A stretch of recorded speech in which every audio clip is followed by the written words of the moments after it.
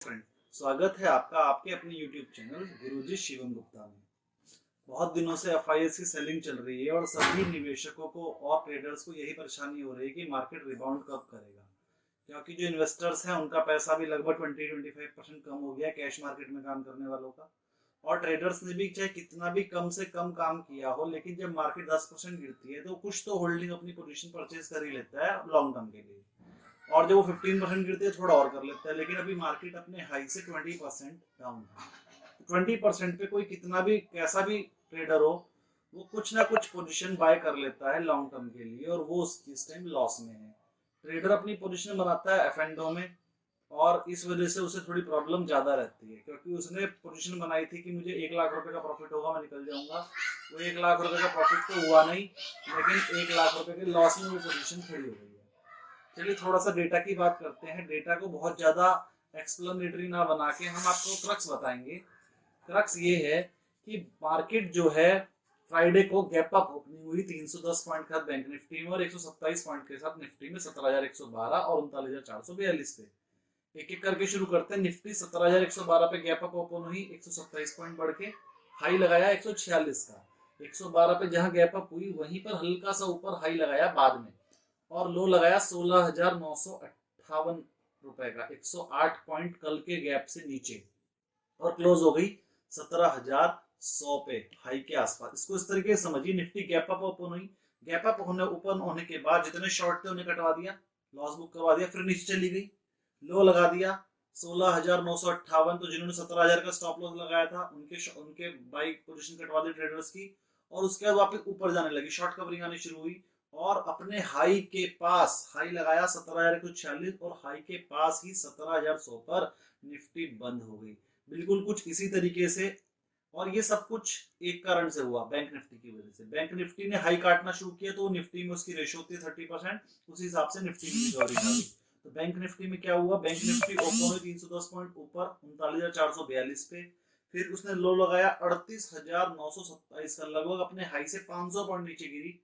और जिस बंदे ने अपना 39,000 का स्टॉप लॉस लगाया होगा उनके स्टॉप लॉस खा लिए, और उसके बाद वहां से कवरिंग होनी शुरू हुई, और हाई लगाया 39,705 का, और 39,705 का हाई लगाकर हाई के पास ही 39,600 पे बंद हो गई। एक छोटी सी स्टोरी समझाते हैं आपको मार्केट के ट्रिक्स की। एफआईआईज ने कोरोना के टाइम पर जब सबको लग रहा था मार्केट क्रैश हो जाएगी, एफआईआईज ने उस टाइम पर माल खरीदा। एफआईआईज ने बहुत माल खरीदा, और अगर मैं बड़ी पोजीशंस की बात करूं तो एचडीएफसी बैंक में एफआईआईज ने 15% 10% की होल्डिंग बना ली अपनी। पूरे बैंक का 10% सिर्फ एफआईआईज के पास। आईटीसी में एफआईआईज ने अपनी होल्डिंग बना ली, और इस तरह की कुछ कंपनियां थी, जैसे रिलायंस में एफआईआईज ने अपनी होल्डिंग बना ली, और छोटी मोटी कंपनियां बहुत थी, लेकिन अगर मैं 3 बड़े नाम लूं तो आपके सामने ये हैं। इन 3 कंपनियों में अपनी होल्डिंग बनाने के उन्होंने इंडेक्स को राइड करना शुरू कर दिया। वो जब चाहे मार्केट गिरा सकते हैं, जब चाहे मार्केट बढ़ा सकते हैं, क्योंकि उनके पास ये 3 कंपनियां हैं। आईसीआईसीआई में भी उन्होंने अपनी होल्डिंग बनाई, बड़े बड़ी कंपनीज में उन्होंने एलएनटी में अपनी होल्डिंग बनाई, मतलब निफ्टी हैवी वेट्स में उन्होंने अपनी पोजीशन बना ली। पोजीशन बनाने के बाद वो मार्केट को ट्रैक करते चले गए, और मार्केट को बहुत ज्यादा हाई पे ले आए। कहाँ कोरोना के टाइम पर निफ्टी 7,500 टच कर गई थी, और कहाँ मार्केट 19,000 पर ले आए। तो 7,500 से उठाकर 15,000 तक लाने में उन्हें 1 साल लगा, और अगले 1 साल में उन्होंने 15,000 से 19,000 ले आए। अब जिस इंसान ने 7,500 की निफ्टी को चलो 6,000 तक देख रखा था, वो 7,500 पे आई, 7,500 से 9 पे आई, 9 से 10 पे आई, वो ने नहीं लिया। 12,000 के बाद तो उसने कहा चलो अब तो मार्केट तेजी है, मेरे से स्किप हो गई रैली, और उसने खरीदना शुरू कर दिया। 12,000 14,000 15,000 तक ऊपर नीचे मार्केट करती करती हाई पे चली गई। 15,000 तक सबका माल खत्म हो गया रिटेलर का, और रिटेल इन्वेस्टर अब आना शुरू हुआ मार्केट में इतनी तेजी के बाद। 17,000 के बाद मार्केट में रिटेल इन्वेस्टर फिर से घुसा 15,000 के बाद। तो 15,000 पे जो घुसा था वो 17 पे निकल गया, तो 17 पे घुसा था वो 18 पे निकल गया, 18 पे जो घुसा था वो 19 पे निकलने की कोशिश में रह गया, और 19,000 के पास बहुत सारा कंसोलिडेशन करने का 18,000 19,000 18,000 19,000, और रिटेलर को फंसा के अब एफआईआईज ने अपना माल कहीं ना कहीं बेच दिया। लेकिन एफआईआईज को लगा था कि अब वो जब इतना हैवी माल जब उन्होंने खरीदा था तो 7,500 से 19,000 पर ले आए, जब वो निफ्टी को 3 गुना कर सकते हैं जितना माल खरीद के, उतना ही माल बेच के उन्हें लगता था कि वो आधा तो निफ्टी को कर ही देंगे। मतलब 19,000 की निफ्टी को वो 11,000 10,000 लाना चाह रहे थे। जिस तरह से यूएस की मार्केट क्रैश हुई है, यूएस की मार्केट 30-35% लेस पे है इस टाइम। एफआईआईज को एक प्रॉब्लम ये भी हो गई कि जब उन्होंने पैसा लगाया था जब उन्होंने पैसा लगाया था तो डॉलर रुपये का रेट था 60-65 रुपए, और आज डॉलर रुपये का रेट है 84 रुपीज। तो उन्होंने जब 65 रुपए के बदले डॉलर दिया था, आज उनको वही डॉलर खरीदने के लिए 85 देने पड़ रहे हैं। तो उनको मार्केट में जो फायदा हुआ वो लगभग 20-25% का, क्योंकि उनका एवरेज भी 7,500 से लेके 12,000 तक उन्होंने परचेजिंग की है और कुछ बिक भी गया। तो उनका अगर हम एवरेज 12-13 हजार मान लें और वहां से वो अगर 12-13 हजार से 18,000 ले आए, तो 20-25%, 30% का उन्हें प्रॉफिट हुआ। 30% के प्रॉफिट में लेकिन जो 65 रुपए का डॉलर था वो 84 रुपए हो गया। तो अब उन्हें 84 रुपए देने पड़ेंगे उस 65 वाले के बदले। तो डॉलर अप्रिसिएशन कितना हो गया, 65 से 84, लगभग 20 रुपए, 35%। तो अगर उन्हें मार्केट में 35 छोड़िए 40% का भी फायदा हुआ होगा, 50% का भी फायदा हम मान लें कि चलिए उन्होंने 12,000 का एवरेज था और 18,000 कर दी, 50% का प्रॉफिट भी मान लें, 35% का तो उन्हें लॉस हो गया डॉलर करेंसी की वजह से। 15% अगर 2 साल में बचा भी लिया तो क्या फायदा हो गया। 2 साल में तो एफडी का रेट भी हमारे इंडिया में 7-8% है, एफडी में लगा लेते पैसा। तो एफ आई यहाँ पर बेचारे धक्का खा गए कि वो जो सोच कर बैठे थे करने के लिए वो हो नहीं पाया। अब उनका मेन मकसद ये था कि इस पैसे को निकालना नहीं है, क्योंकि पैसा निकाल के तो फायदा ही नहीं, 35% अप्रिसिएशन हो चुका है करेंसी रेट में। तो इस पैसे को इंडिया से बाहर ले जाने में फायदा नहीं है, इमर्जिंग मार्केट में ही रखना पड़ेगा। लेकिन वो चाह रहे थे कि मार्केट एक बार फिर नीचे गिराएं और वहां पर एक बार फिर से दोबारा बाइंग करें। अब उन्होंने इसी टारगेट से 19,000 मार्केट लाने के बाद उसे बेचना शुरू किया और उनका टारगेट था मार्केट को 11-12 हजार तक लेकर आएंगे। 12,000 नहीं तो 15,000 तक तो उनका टारगेट था ही। लेकिन वो बेचते चले गए, बेचते चले गए, बेचते चले गए। 15,000 करोड़, 15 लाख करोड़ की सेलिंग पिछले 2 साल में उन्होंने कर दी। लेकिन हमारे रिटेल पीपल जो कोरोना के बाद मार्केट में आए थे, जिन्होंने एफडी तोड़ तोड़, क्योंकि एफडी का रेट खत्म हो गया था, एफडी तोड़ तोड़ के मार्केट में पैसा लगाया था, हमारे रिटेल पीपल ने उनकी सारी सेलिंग को ऑब्जॉर्व कर लिया और अब उनके पास माल बहुत कम बचा है। फ्यूचर में उनकी पोजीशन 90% शॉर्ट है। अगर वो फ्यूचर की 90% शॉर्ट पोजीशन को कवर नहीं करेंगे तो क्या होगा, जो उनके पास बचा कुचा माल है वो भी बिक जाएगा। क्योंकि ये रूल होता है, अगर आपने फ्यूचर में शॉर्ट किया हुआ है तो आपको वो पोजीशन कवर करनी पड़ेगी। इंडेक्स में उनकी 90% शॉर्ट है, स्टॉक में वो बाइंग करके चल रहे हैं। अगर स्टॉक में बाइंग करके चल रहे हैं तो मतलब उन्हें शॉर्ट कवर तो करना ही है, वो मार्केट और मंदा नहीं देख रहे हैं। इंडेक्स में 90% शॉर्ट पोजीशन है। अगर 90% शॉर्ट पोजीशन है और मार्केट में यहाँ से कवरिंग आ गई तो वो क्या करेंगे। इतनी हैवी शॉर्ट पोजीशन तो कोरोना के टाइम पर भी नहीं होती। कोरोना के टाइम पर भी 85% शॉर्ट पोजीशन थी और वहां से देखिए बाउंस बैक कैसा आया। 7,500 से मार्केट को 10,000 आने में टाइम नहीं लगा था और फिर 15,000 आने में टाइम नहीं लगा था। उस टाइम पर एफ की शॉर्ट पोजीशन 85% थी, आई मीन लॉन्ग पोजीशन 15% थी, शॉर्ट पोजीशन 85% थी। आज के टाइम पर लॉन्ग पोजीशन सिर्फ 10% रह गई है और शॉर्ट पोजीशन 90% हो गई है। अगर 80 से अबव शॉर्ट पोजीशन बनती है तो हम कहते हैं शॉर्ट कवरिंग आएगी, और आज उनकी शॉर्ट पोजीशन 90% है, मतलब शॉर्ट कवरिंग तो आएगी। अब बात करते हैं थोड़ी सी कॉल्स और पुट की। कॉल्स और पुट्स में शॉर्ट कवरिंग आनी स्टार्ट हो गई है। बैंक निफ्टी में शॉर्ट कवरिंग फ्राइडे और थर्सडे को एफआईआईज ने की थी, लेकिन फ्राइडे के दिन क्या हुआ कि प्रोफेशनल ट्रेडर ने भी शॉर्ट कवरिंग स्टार्ट की है, जो कि एफआईआईज के साथ शॉर्ट करके बैठा हुआ था। तो अब हम कह सकते हैं कि प्रोफेशनल ट्रेडर और एफआईआईज दोनों ने शॉर्ट कवरिंग स्टार्ट कर दी है। लेकिन एफआईआईज ने इंडेक्स में जो 11% लॉन्ग थे वो फ्राइडे में 10% लॉन्ग रह गए, मतलब उन्होंने और सेलिंग की है। तो एफआईआईज अभी भी शॉर्ट पोजीशन में बने हुए हैं, उन्हें लगता है कि मार्केट और गिरेगी, लेकिन प्रोफेशनल ट्रेडर ने उनका साथ छोड़ दिया है और वो कवरिंग करना स्टार्ट कर दिया है।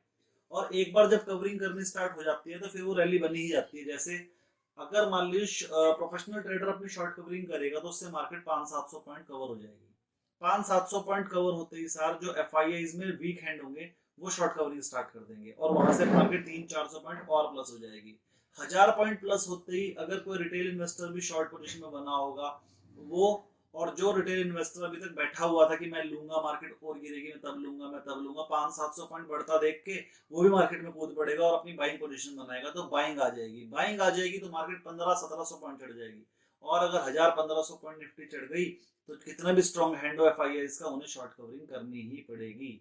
और फिर जो हमेशा रिटेल पीपल करा करते थे कि मार्केट बढ़ने के बाद हम खरीदने आते थे, इस बार एफआईआईज आएंगे जो ज्यादातर हमेशा मार्केट बढ़ने के बाद आ जाते हैं। वो जब शॉर्ट करते हैं तो दबा के शॉर्ट करते हैं, फिर जब बढ़ाते हैं तो दबा के बढ़ाते हैं, और फिर उन्हें अपनी वो शॉर्ट पोजीशन कवर करनी पड़ेगी और उसके बाद वो बाइंग में भी आ सकते हैं। तो डाटा के हिसाब से अगर हम आपको बताएं, एफआईआईज लॉन्ग जो पहले 11% थी अभी 10% रह गई है। प्रोफेशनल ट्रेडर की लॉन्ग जो पहले 32% थी, 32% थी, वो 38% हो गई है। मतलब एफआईआईज प्रोफेशनल ट्रेडर ने शॉर्ट कवरिंग शुरू कर दी है। अगर हम कंबाइंड की बात करें, जो पहले 18% लॉन्ग थे प्रोफेशनल ट्रेडर और एफआईएस मिला के, अब वो 19% पे आ गया, मतलब कि थोड़ी सी प्रोफेशनल ट्रेडर की तरफ से आपकी लॉन्ग पोजीशन बनी है, प्रोफेशनल ट्रेडर की तरफ से शॉर्ट कवरिंग स्टार्ट हो गई है। कॉल पुट की बात करें तो एफआईआईज और प्रोफेशनल ट्रेडर दोनों ने शॉर्ट कवरिंग स्टार्ट कर दी है। उन्होंने पुट बेची है और कॉल्स कवर की हैं। कॉल्स जो बेच रखी थी उन्हें वापस कवर किया है। इसका मतलब अब शॉर्ट कवरिंग स्टार्ट हो गई है। अगर पुट कॉल रेशो की पीसीआर की बात करें तो वो भी इंप्रूव हुआ है। जो एफआईएस के केस में कल तक, एक बार मैं चेक कर देता हूं, एफआईएस के केस में पुट कॉल रेशियो था 0.55, जो 0.55 था एफआईएस के केस में, अब वो हो गया है 0.71, यानी कि पीसीआर इंप्रूव हुआ है। और प्रोफेशनल ट्रेडर के केस में जो पहले 0.78 था वो इंप्रूव होके हो गया है 0.94। मतलब पीसीआर रेशियो पुट कॉल में कवरिंग दोनों की तरफ से स्टार्ट हो गई है, एफआईआईज ने भी करी है और प्रोफेशनल ट्रेडर ने भी की है। और अगर इंडेक्स पोजीशन की बात करें तो उसमें प्रोफेशनल ट्रेडर ने स्टार्ट कर दी है, एफआईआईज ने अपनी कम कर दी है सेलिंग। तो मतलब कि हो सकता है अगर मंडे को गैप अप ओपनिंग हो जाए या फिर फ्लैट पे भी अगर असिस्ट हो जाए कुछ टाइम के लिए, तो प्रोफेशनल ट्रेडर अपनी शॉर्ट कवरिंग करेगा, जिसकी वजह से मार्केट में तेजी आएगी।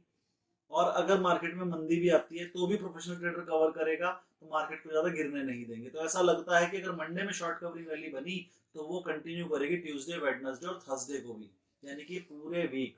दूसरा, इस वेडनेसडे की रात को फेड की मीटिंग है, जिसमें ऐसा देखा जा सकता है कि फेड इस बार हो सकता है इंटरेस्ट रेट ना बढ़ाए, पाउज कर दे, बढ़ाए ही ना, या फिर बढ़ाए तो सिर्फ 25 बेसिस पॉइंट बढ़ाए। अगर 25 बेसिस पॉइंट बढ़ाते तो भी मार्केट के लिए पॉजिटिव है, और अगर नहीं बढ़ाता है तो ब्लंडर पॉजिटिव है। फिर तो आप मार्केट देखिएगा, बैंक निफ्टी एक ही दिन में 2000 पॉइंट प्लस, निफ्टी एक ही दिन में 500 पॉइंट प्लस, एक ही दिन में आपको उस दिन दिखेगा। और बस फिर मार्केट में नीचे की तरफ मत देखिए। अगर ऐसा हो गया तो मार्केट फिर ऊपर ही ऊपर है 3 महीने के लिए, क्योंकि 3 महीने तक अब फिर रिजल्ट सीजन आएगा। रिजल्ट सीजन हमारा आएगा मार्च के बाद शुरू हो जाता है, लेकिन जो अच्छे रिजल्ट आते हैं वो अप्रैल मिड तक आते हैं। अभी चल रहा है आपका मार्च मिड, तो 1 महीने बाद आपका रिजल्ट सीजन शुरू होगा। रिजल्ट सबके अच्छे ही आने हैं, क्योंकि लास्ट क्वार्टर में सबके रिजल्ट हल्के रहे थे, तो कंपैरेटिवली इस बार रिजल्ट अच्छे आने की उम्मीद है। बहुत सारी चीजों की वजह से बड़ी कंपनीज के रिजल्ट कुछ प्रॉब्लम आई थी, लेकिन उन्हीं की वजह से अब इस बार के रिजल्ट कंपैरेटिवली अच्छे दिखेंगे।